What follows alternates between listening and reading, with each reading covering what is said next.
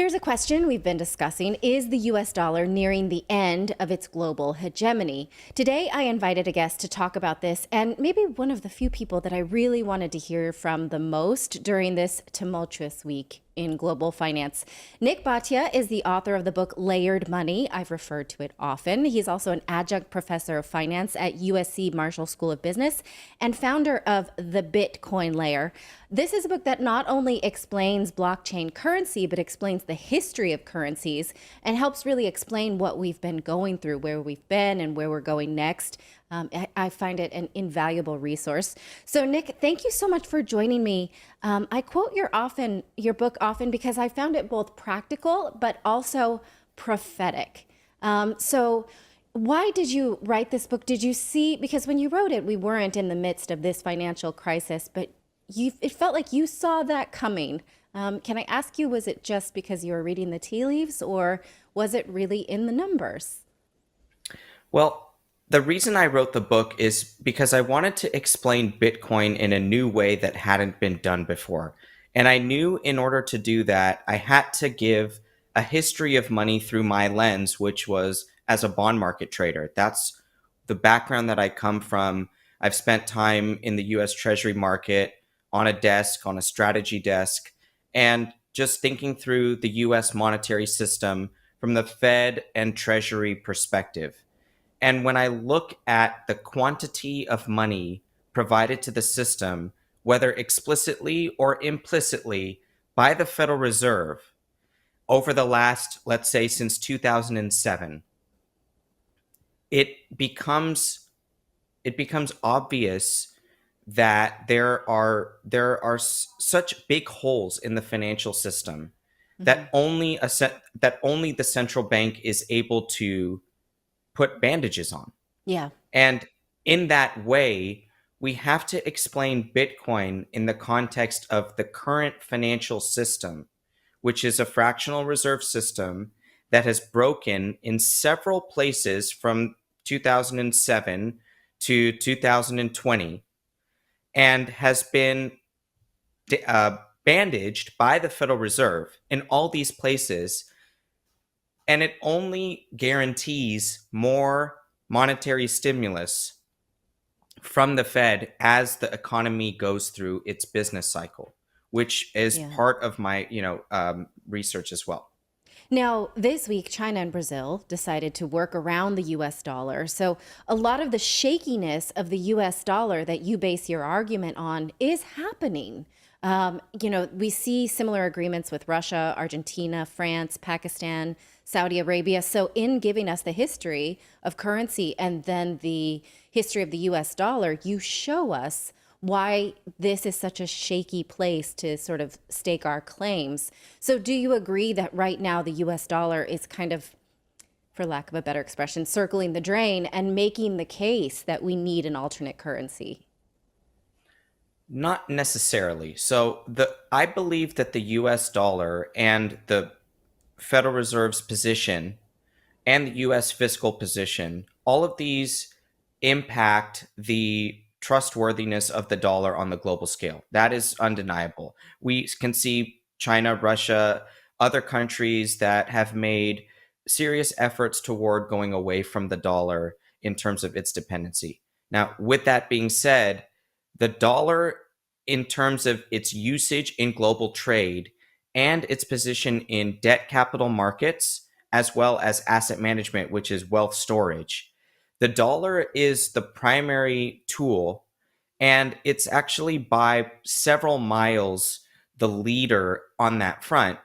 And then take it one step further, what would be or what could be the challenger to the dollar on that front? I'm talking about true international settlement, global capital markets, and the denomination of the balance sheets of corporations around the world, and the debt and equity that they issue. There, if you look to China and you look to Europe, and Russia doesn't even have an international currency. Europe does, and China doesn't have an internationalized currency, but they're making certain efforts. So between China and between the EU, neither one of them has a currency that is even remotely positioned to challenge the dollar on a global capital market basis. So I want to establish that. But then if you take it one step further, we're talking about Bitcoin. The Bitcoin benefits from the concept that all of the central banks and all of the countries around the world are competing with each other. And so, in that global race to the bottom, you're saying circling the drain of the dollar. It's not only the dollar, though, it's all of the central bank currencies Right. currently have no ability to sustain themselves in their current form. So, they have to devalue against each other over time. And so, but in that relationship, I still do believe the dollar remains dominant for many, many years to come, and that the talk of China establishing international relationships over the yuan is slightly overblown and has been in the news really constantly since the year 2010, when the financial crisis was really starting to just slow down a little bit. Then you saw China start to make these announcements that we're going to go away from the dollar. Well, it's 13, 14 years later, and we still haven't seen any true internationalization or China opening its capital account, meaning that you can't actually settle yuan around the world. It's not possible without permission of the Chinese government. So we are still miles away from the dollar being challenged by other government currencies. Okay. So We, what you're yeah. saying then is it's not just the dollar, it's all fiat currencies. And you present here this idea of king dollar. You say, amidst the global currency war, the dollar emerged as the cleanest dirty shirt in the laundry of global currencies. You say that the pound sterling abandoned a gold standard in 1931 and officially ended its reign as world reserve currency. So that void was filled by the United States, but it's still sort of just one side of the same coin of fiat currencies. Is that a more accurate description? Well, if you think about when the US took over from the British pound sterling as the world reserve currency, this happened over several decades between, call it, the late 1800s and 1930s. But by 1970s, the US had abandoned the gold standard itself.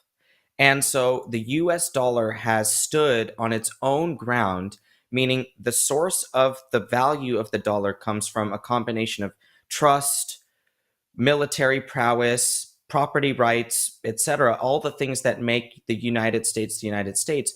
That is what the dollar stands upon. So if you compare military prowess, and you compare the internationalization of the currency, the trust in the rule of law, and relate it to other nations, not just in general, but relate it to other nations, you can see why the dollar might have a very long runway. Because if Yeah.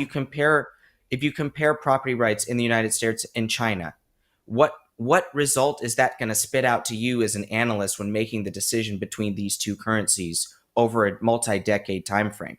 Right. It's not easy to see China taking over the role of a global reserve currency from the United States, given what we know, because China isn't going suddenly to some commodity backed currency that is going to attract demand and sustain value versus other things that might decline as fiat currencies devalue. So if that becomes the case, it's a different conversation. But as I see it right now, it's just not the case that China can really take that international currency role away from the dollar. Now, what can we learn from the recent bailouts of the banking sector? You write that the Fed uses wholesale money and people use retail money. So the Fed was able to bail out banks with a different layer of money. How is that now going to affect us all? Because I heard you on the Tom Wheelwright podcast talking about how we didn't actually feel the full effects of the 2008 crisis. And so, does this bailout mean we will feel it? And how will this affect all of us? Well, if you think about the way that the Federal Reserve issues money to cover losses in the financial system, and it always teams up with the Treasury, right? Because the Treasury is the entity that has to support the FDIC, which has to support the banks in times of crisis. And then the Federal Reserve comes in and has their own facilities to backstop the system and guarantee liquidity to the system. So what we saw, despite seeing one new liquidity facility from the Fed, this BTFP facility, besides that, we saw nothing new. And so all we saw is another attempt to paper over the fractional reserve nature of the system by guaranteeing additional FDIC deposits beyond that $250,000 level.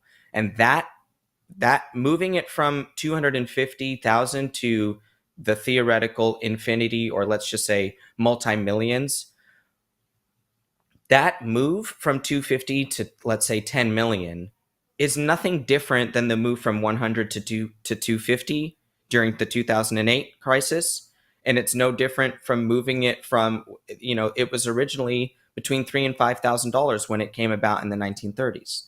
And so the increase of the amount of the federal deposit insurance backstop is in actuality nothing new.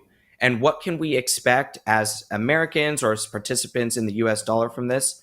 Nothing new. We are in a global currency war that has been in effect for a decade and a half. Yeah.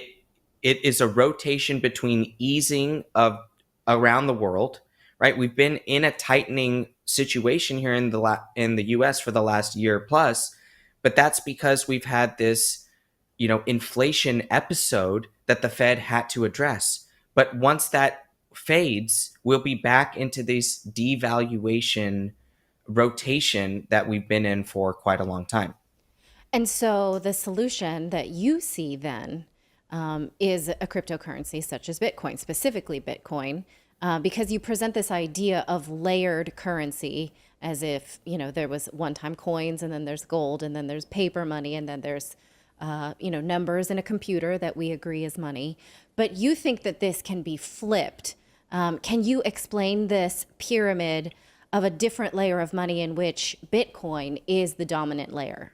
I don't know if dominant's the right word, the top layer. Sure. So Bitcoin is not issued by a country nor a company. It doesn't have any counterparty risk. It's actually a digital commodity. And in that way, we can compare it to gold historically, in that gold is a commodity. It doesn't have any counterparty risk. Nobody owes you the gold coin that's in your pocket. And in a similar way, if you have custody of Bitcoin private keys that give you signing rights to a balance on this ledger, you have money on your person, and that money it's not owed to you, and it exists in ledger form on all the Bitcoin nodes around the world, and that's thousands of computers that keep this record. So there's no one server or one place that you could even bomb to shut this network down and this proof of ownership network. And in that way, Bitcoin has established itself as the preeminent and the dominant digital commodity in the world. And that digital commodity, I do view, will be used as a store of value to escape this competitive devaluation nature of fiat currencies. But it doesn't mean it will replace it and become the rails for all financial transactions over any medium-term time horizon. However, I do see Bitcoin taking a role of digital gold, being a store of value that people are able to keep outside of the current global state issued currency or even bank issued currency system that we use today. You write that Bitcoin thrives amidst instability, and we see that happening this week. Bitcoin is hitting highs for the year as, people are kind of scrambling about our economy in this exactly right now. And so is this what you would have expected Bitcoin to do amidst the geopolitical system? It's a good question. And to be very honest with you, Bitcoin and its price behavior, it's such a volatile asset that it's almost difficult to judge any few weeks of price action based off of the news, because what we saw last year is an incredibly strong correlation between Bitcoin and the stock market.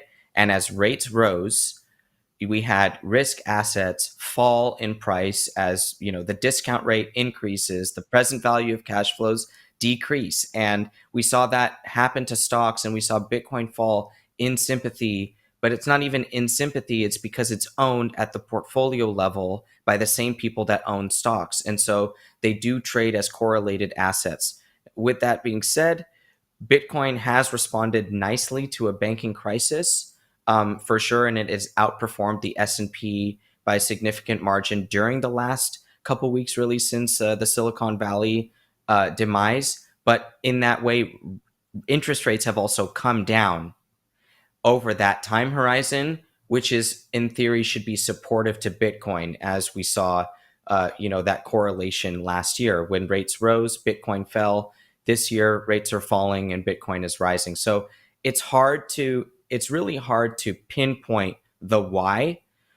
Rather, I like to look at Bitcoin's 200-week moving average, which is like a 4-year average price of Bitcoin. It's in a steady state of increase and has been since that average came about 4 years after Bitcoin's price history. So we see Bitcoin steadily increasing in price, and I do believe that that will continue.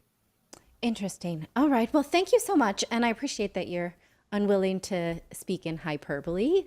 Like I said, I've learned a lot from your book. I appreciate it a lot.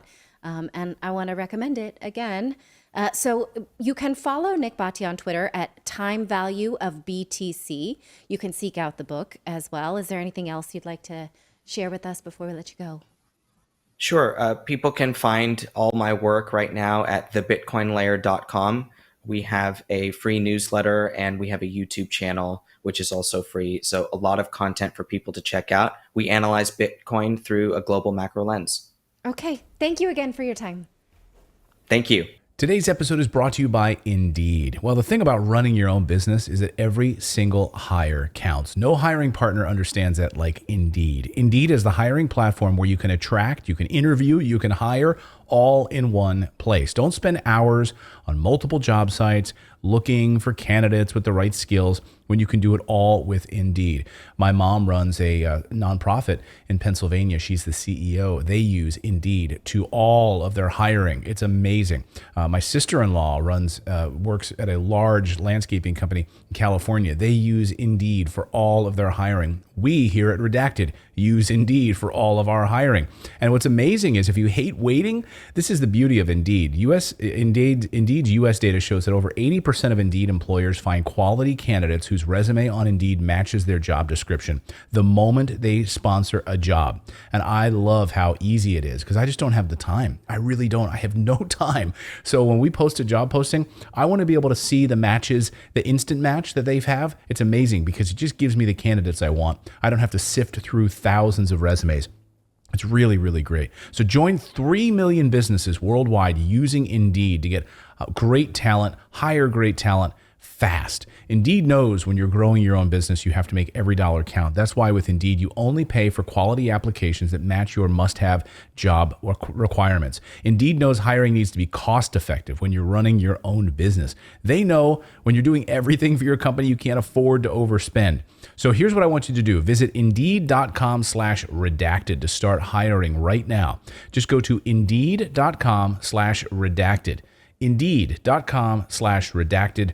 Terms and conditions apply. Cost per application. Pricing not available for everyone. If you need to hire, you need Indeed.